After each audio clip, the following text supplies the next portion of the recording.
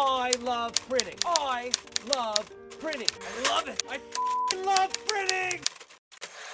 Hey everybody, welcome back to another session of Printer to Printer with me, Warren Werbitt, also known as the Print Whisperer. Today we have my ongoing list of just amazing guests. Only amazing people want to come and talk to me. We have Jon Budington of, you're a printer, but what's more, the name of the company is More Vang. Did I get that right? You got it right. Okay. I remember when we changed the name, people were like, what? And I was like, exactly right. Perfect. Right. I wanted a name nobody else could copy. So far, no one's copied it. I don't think anyone will copy it. So we'll get into it, but Jon, give us a little lowdown on you. Sure. I got into the print industry by accident, like lots of people that I know. I was trying to become a photographer, ended up at RIT, ended up in graphic arts photography, finished my school, and ended up here in Washington, D.C. for a small printing company at the time. And a few years later, I said, wow, I guess I'm not a photographer. I guess I'm a printer now. And I've been, ironically, with that same company ever since graduating from RIT, way back when. So I'm going to say that's like a 30-year thing. 32, actually. I can say it. I have less hair than you, actually. Yes, it's been a long time. It's been a long time. So actually, anyone who goes to their website is really cool because just the pictures from back then. And even when you mentioned the bell bottoms, like not to date us or anything, but I think bell bottoms are coming back in. I'm going to leave style to you, Warren. I'm not sure about all that yet, but yeah. Okay, cool. So just diving into the company, originally you guys were just printers like the rest of everybody. And then you kind of morphed into something completely in another direction, but you're still in print. And now you have another company venture you started, Mythos, having to do with storytelling. So just give all of my listeners, hopefully like millions of them, but one day, but just give us like what you do, what's so exciting. What do you tell a customer when you go see them? Sure. So yes, we started out like so many printers, like that general commercial printing company, tried to cover a little bit of everything. Ironically, our name at the time was Global Printing. I thought was a very perfect word for a Washington, D.C. based printing company. We had 2 locations in Washington. We're global. But back then it was interesting, printers always think we're solving problems, but the problem that most people had back then was, hey, we've got a printing job and it needs to get done really quickly. And what do we do about it? And you would call a company like us. And there were hundreds here in Washington. And I took over the leading management role, the CEO role at the time. In 2001, I'd been there for about 10 years, but we hit that first really big tech recession, which I think was a double whammy for us. So one was that we lost a lot of clients. We had built up a lot of infrastructure around telecom and tech clients, in the Northern Virginia area that, they didn't shrink or cut back. They just went, kaput. They're gone. But at the same time, they left around a lot of technology that my clients started to pick up and play with. And it was the first time when you started to see an opportunity for things that were living in print that were going to slowly be migrating online. And that was the interesting challenge coming in, was to say, what do we focus on? And I thought at that point it was time to change the direction a little bit. So in doing that, though, your customers, I mean, you were talking about stuff that most of us didn't even understand, and some of us don't even understand today, right? So I think, and I meet printers all over the country, and they always amaze me with their just inventiveness, right? I mean, it's a very curious bunch of people. And so I think there's a lot of different ways to go to kind of chart a path forward from that general commercial printer into the place that, the business that stays relevant in this kind of dominant online world. But our direction that we chose was very much focused on creativity. Most people think of creativity as design, and that was definitely a part of it. But I define creativity as a new idea. So, the new idea is first, the art that represents that idea is second, and then the design part, like turn it into something that we can mass produce, is third. And for us, we spent a lot of time just thinking about the why behind all of this print and the what it should evolve and become. So there's a lot of different ways, I think, to stay relevant. That's the route we chose. So what is the main, your main, what do you like, your main, that's just what you're selling the customers today? What's your main focus? Is there one? Well, it is funny. I think about our old business model. It was anything that there was ink on a substrate, you wanted to own it. And you wanted to convince people that you could be really good at a lot of different things. But we live in a world today where specialists win, people that know what they're really good at, and then the whole brand and the whole company comes around that big idea. And so for us, I think the last decade has been like a decade for us to focus. We expanded in our creative places, like all the different things that we could do for a customer, but we've really come down to this idea of relevance based marketing. Most printing companies think a lot about variable data. We have clients with lots of data. We're much more focused on relevant conversations that occur through print that are powered by that data. And so that, I would say, is the main focus. The world has an expectation of relevance everywhere in the online space, but it doesn't necessarily transfer over to what we used to do in print. So that's kind of our mission now. Cool. And so then when you look at the website, you don't just do direct mail, you have algorithmic direct mail. You don't just have graphics, you have experimental graphics, and your packaging isn't just packaging, it's specialty. Yes. Right? And I love it because it's adding to it, and then it makes, I want to know now, other people must want to know, what do you mean by all that? Yeah, so algorithmic direct mail, it's that idea that if you know 2 or 3 things about a person before, we interview each other like today, or you sit down with me, I know who you are. I have some rough ideas about asking about your weather and, how your day's going and, a little bit about your history.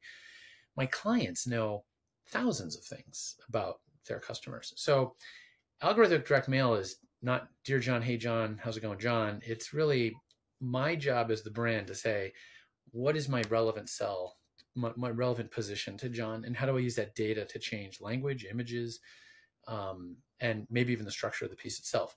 So it's this idea, specialty packaging for us is about how would I build a package around something where I knew 10 things about somebody. And our experiential graphics are really about trying to create an experience that is specific to an event or specific to a group of people that you pull together in a physical space. But it's all, the common core to this is using data to learn how to be relevant in your physical and printed manifestations of brand. Yeah, I remember we did a job, oh my God, if I go back, it's going to be 7, 8, 9, 10 years ago for a digital agency where he created a piece for one of the cosmetic companies, and we would have to print up 10,000 small 16-page or 24-page little booklets, but the people would go online at the time. It was, I think, revolutionary. What he created, what we did was just brutal, matching it all up. But almost every page in that little book was designed for the person who filled out their own profile, their color, hair, etc., etc., etc. And I think back to then it was, oh my God, just the time it took to do, even with the software, and the software today must make it so much more, more efficient and less time consuming. You would think. It's funny, that you say that. Where, that was kind of the dream. That's the thing we all wanted to sell. But it really does come down to software, right? If you're gonna, I can make a good idea into a piece of art, but to turn it into something that gets designed where it can be scaled and repeated, that's really where the software business kind of comes into play. And it's shocking to me how far behind we are as an industry in automating our software products to keep up with the types of things that we can make. At More Vang, what we ended up doing is we started by building a lot of little middleware, but we've built a full software development shop that led to a couple of products. But one of those is, rendering our own PDFs and building our own, we call them responsive templates, that are like, think about templates, but they respond to data to like move and change and morph and take business logic, and they become part of the template. And that took us a long time to build, but to figure out. But what we realized is that off the shelf, there are not a lot of products to build relevance into marketing campaigns that are print focused. Yeah, I'm sure that's off the shelf is something most people in most industries probably want because it's easier. But then when you want to be more specific, that's where the cost starts to come in, right? The R&D and the learning. So how Yeah, many people do you have working on the software? we have about 16 people in the software and the product side of the business right now, the software side. And as you can imagine, they're very talented and in demand. Now, a lot of companies I've heard about, like, people doing like codeless software building, and I don't think it's quite there yet. Maybe one day, at least not for the applications that we've been building. And there's a lot of people that build products where they maybe offshore the development, where they're not really employees. But then you get really wed to what you've built, as opposed to recognizing that anything you build changes, right? It's always evolving. So for us, kind of having code at the center of the company, knowing all of the business challenges, all the things that we're trying to do with our clients, how we're trying to move them, having that software and the developers of that software at the core of those conversations for us has been very successful. Yeah, listen, I think having it there, owning it and controlling it is also important today, right? I mean, that is a little scary. I remember customers used to say to me, well, how secure are you with my data? And I'd say, well, I don't know. According to the government, they're not that secure. And they have more money for security than I do. Yeah. Because it's like a loaded question, right? When people say, how secure am I? Yeah, controlling the software is a whole nother conversation we could have for years, because I've never quite gotten to the point where I feel like I'm in control of the software. Control of the data security, we follow, like a lot of printers nowadays. Guidelines. SOC 2. And I have to say, people complain about the process and the cost. It really does help you find flaws in the way you're managing your online world. So we believe in SOC 2. We think it's a great process. An auditing process, and it's helped us quite a bit. Help us think about how we're building our code, and quite frankly, think about what part of the software product should be in the client's control and what part should be in the cloud. Yeah, listen, not everyone wants to think about security until something's breached, and then everybody's flipping out, and double identity, and your bank account's been drained, and unfortunately, that's the new part of our world that we have taken on that they didn't have in the older days. A lot of us think of security as like an insurance policy. How much insurance do we have when something goes wrong? Yeah, the real trick is to just avoid the foul. And it's training, it's practice, and it's good policies around how you build and deploy code. But it's not as it's a cost that has just become part of the business that we live in. Yeah, well, that's what I'm saying. It's the new way of doing business. It's what's needed. It goes along with everything else, right? Listen, now everybody's doing the texting and the emailing and the whatever. If you think back, there was once a telex, and then there was a fax machine, and now no one has a fax number anymore. Maybe the lawyer has one at his office because he's got old files, right? But otherwise, it's a whole new world. Whole rooms full of technology that used to be stuff that we couldn't live without, that somehow now we have to explain what it once did. No, exactly. How many people work in the group? We are just about 120 right now. 120, including the software side of the business. Brings back memories. That's a lot of people to be watching out that they get food in the mouth every month. They're a great bunch of people. I like to say the insurance that we do have replaces all the equipment and all the, but it's the people that we've put together over the last, for my case, 32 years that really make the business what it is today. It's, we have a very strong culture. And honestly, I feel like we all come in and work together. It's a really good, very responsible. If people believe in what the company's trying to do, then they all bring their A game every day. And you don't spend a lot of time trying to tell people how to do it right. People are constantly trying to improve on what we're doing. And I think that's a good way to run it. So I'll give a kudos to you because I say it all the time. And in my own place, I noticed it. It always starts at the top. So in your place, you have with the right attitude and the right will and the right want and the right caring of the people. Once everybody, and when you get to 120, it gets a little harder to hold it together, right? Because But when you do hold it together like you have it, then what you get back in return is just unbelievable.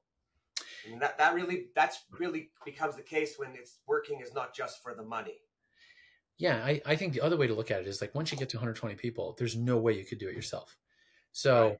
so you give up on that idea that you're going to be the hero of all the departments of a business, and then you I mean you have to get comfortable as you grow, letting other people make some mistakes that maybe you wouldn't have made, Or you would have made bigger ones. or you would have made bigger ones, right? But we all learn, and I think that I think that's the key thing about working at More Vang. There's this expectation that the world is going to continue to be evolving and changing, and our job is to keep up. So it's not to say that we're perfectionists and nothing's ever good enough, as much as we're to say, let's not ever get confident that we're done with this idea. Listen, what do we learn all the time? Everything's always evolving. Everything's always changing these days. And forget that, in the world we live in, mistakes happen when you don't have time, can't afford them. And, it's like the last job with the customer. Yeah, right. We are human, right? Those things do come up, but relationships matter. And, the team that we have, I think, that manages our relationships they're just top notch. I mean, I can't, I mean, we all talk about this, but like I'm in awe when I come in and meet some of the people that work for us, and just, what they bring to the table. So, hey, listen, there is no better than people. Good people are good people. Yeah. Right? They make everybody else's job easier. Yeah. So that's cool. Awesome, man. I can go on and on and on and on, but I don't know who's going to want to listen to us after that. But I think you have like the great, just your whole vision's been really good. It's fallen into place, not without any hardship along the way. But when I look today at, first of all, More Vang, like what a name. But hey, if it works, it works. The name of my company was Pizzazz. I used to get the same, what is that? Yeah, right? Well, I think that when I meet you, Warren, I can see that being the right name for your company. I'll tell you More Vang, the name in a nutshell is, I was here many years ago sailing on the Chesapeake Bay in December, pre-cell phone. Weather was printed in the newspaper. It was December, and we got hit by a winter gale, and it was pretty scary. And I had it was actually a very good friend who was a very good sailor. He was stuck down below because the sailors were sideways. We were heeled over pretty bad. And he started telling me, you got to get some Vang on. And I said, yeah, okay. And so the Vang is a control line that kind of flattens the sail, and it helps you. The flatter the sail, the better you do in tough weather. And he kept yelling out the hatch, like, more Vang, more Vang. And then we finally got it on really tight, and the boat kind of popped back up. And, a few hours later, we're back in port. And it was just like one of those lessons of that, I didn't fully know the boat, and like, hey, I had no idea we can get in control of this like that. And when I think about most of our clients that come to us for a new idea, it's usually because something's changed in the weather for them. And, my theory is that you can always figure it out. There's a way through. And if our businesses are only designed for blue skies, they're not long for this world. Cool. That is a great story. It wasn't at the time, but no. Well, listen, everything becomes great after, right? Yeah, exactly. Felt better later. As you're going sideways, it's not so wonderful. As I learned how to use the Vang, I was like, oh, that's a great story now. Yeah, exactly. And you're here to tell about it. Yeah. So that's cool. Oh my God, awesome stuff. Before I sign off, anything you want to say to anybody? You want to thank your wife, your kids, your family? Oh boy, thanks so many people. Thank my wife and kids for the fact that I'm pretty much always at work. No, I think the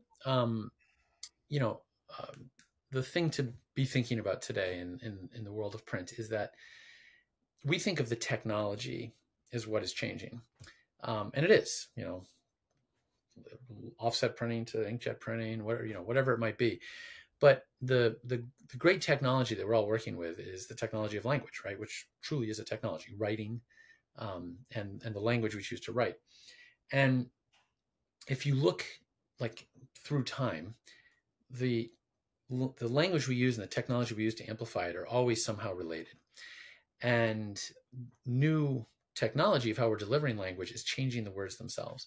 And one of the things I think about in the printing space is that one of the things that we need to evolve more than anything else are the words that we're delivering, right? Building vehicles for more social content, because that is where all new beliefs on the planet right now are being created, good or bad, whatever we might think about it. That is just where the eyeballs are.